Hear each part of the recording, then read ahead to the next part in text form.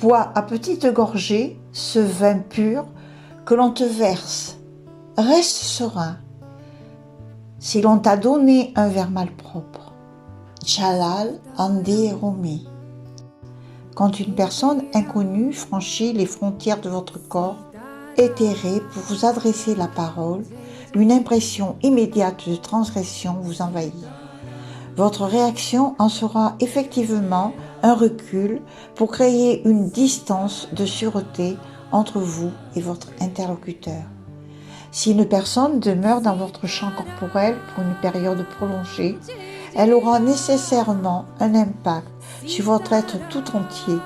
Cet impact sera négatif si l'énergie à l'œuvre est inférieure et positive si elle possède une résonance supérieure à la vôtre.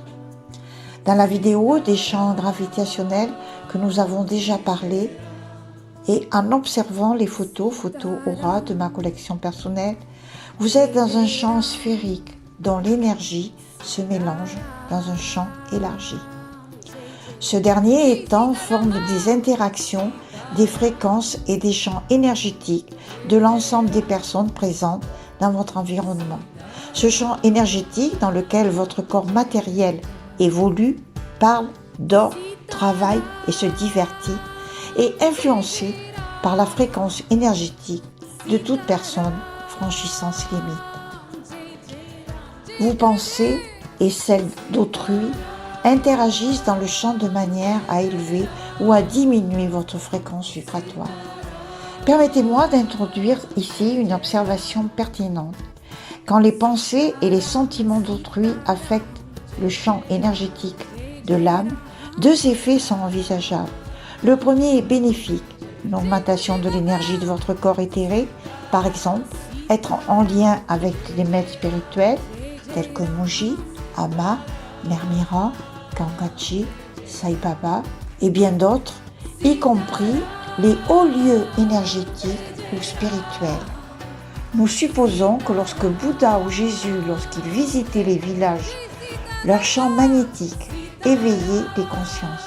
Je pense aussi au champ magnétique de Sai Baba. Quand nous arrivions à 200 km de son lieu de résidence, nous pouvions ressentir qu'il se passait des mouvements circulaires dans notre champ personnel. Le second effet néfaste, votre champ énergétique se contamine par des énergies faibles. Les façons de penser d'autrui et la manière dont ils vous irradient de leur énergie peut avoir un impact négatif sur vous. Il est donc important de se concentrer sur les énergies positives, car toute pensée, action, décision ou émotion modifie l'ajustement des champs énergétiques de l'univers et par conséquent personnel. Les champs énergétiques peuvent être affectés par l'intensité du bruit environnement ou environnant. La qualité de l'air et de la nourriture sont autant d'éléments actifs dans la contamination de vos champs vibratoires. Donc il est important d'être vigilant avec soi-même. Les chakras. Les chakras est une roue d'énergie qui se forme par la vibration et le mouvement géométrique des motifs qui nous forment. Un chakra est un moteur qui permet l'énergie de tourner et de manifester des réalités dynamisantes, le flux de la vitalité et d'informations entre toutes les dimensions. La structure d'un chakra est basée sur les motifs créés par les principaux 5 solides de Platon, vénérés par la résonance du vide. Je me souviens, lorsque je rencontrais un yogi, Gurmai, mon corps s'est arc-bouté tout en chantant le son « Om » et j'ai eu la vision de mon Merkaba en activité. Les chakras apparaissent partout dans les atomes, les cellules, les organes. Tout s'alimente mutuellement en énergie, créant ainsi un réseau dans notre corps. Les principaux sont au nombre de 7. Le chakra de la couronne, ou Sahara, la grande prêtre ou prêtresse, le lien à Isis ou toute autre déesse des temps anciens, nous ouvre la porte de l'essence divine, des opportunités, des synchronicités. Reconnaissance et application des 12 vertus, reconnaissance de soi, de sa dimension christique. Nous sommes souverains et nous reconnaissons notre pouvoir intérieur de discernement. En méditant tous les jours, 2 fois par jour, nous entrons dans notre temple intérieur par la pratique de l'inspire et de l'expire, doucement sans forcer le corps. L'habituer à ce mécanisme et cela va créer une énergie de création. Notre intuition se met en action et s'exprime. Mémoire des vies antérieures, perception des 5 sens physiques, mais aussi des sens subtils. Par exemple, par l'odeur ou les bruits subtils. Une grande énergie se développe sous hypnose. Nous pouvons accéder à des états modifiés de conscience sans l'utilisation de drogues dures ou autres. Le troisième œil, Ajna, sagesse, reconnaissance des expériences et d'ouverture des mondes subtils, aide aux autres. Le chakra de la gorge, Vishuddha, chakra de l'expression et du verbe, qui se fait chair, confiance en nous-mêmes, reconnaissance de notre vulnérabilité. Le chakra du cœur, Anahata, le chakra du cœur, c'est l'acceptation de soi, où la compassion règne. Le chakra du plexus solaire, Manipur.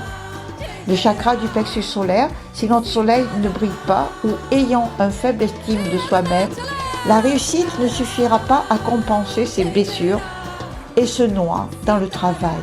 C'est le chakra où on tombe amoureux lié à la sexualité. Un cycle de masse pour que l'énergie passe par la Lune, comme toute planète qui gère l'émotionnel, passant au cœur ou pas, sinon les amants amoureux se séparent. La clarté de ce chakra nous permet d'être organisés, lumineuses, heureuses du succès des autres. Le chakra sacré, Swadhisthana. Le chakra sacré, exemple de comportement associé à ce chakra, user de son charme pour séduire autrui, être digne d'être aimé, tomber amoureux de personnes fermées sur le plan émotionnel, répétition infinie d'expériences plus ou moins négatives. Le chakra racine, Muladhara, en ce qui concerne le chakra racine qui va s'étendre dans les genoux et dans les chevilles, les genoux, mission et modèle, le chakra des chevilles, un chemin qui a créé le réseau des mémoires collectives dans l'histoire, est lié au but et au destin et à la liberté, à la matrice et à toutes les connexions qui ont lieu dans notre existence. Les chakras s'élargissent suivant le niveau de conscience. Les chakras et l'activation énergétique des déesses. Les 7 chakras ont un aspect de la déesse qui sont des archétypes universels. C'est cet aspect qui sont activés se transforme en sentiment de complétude.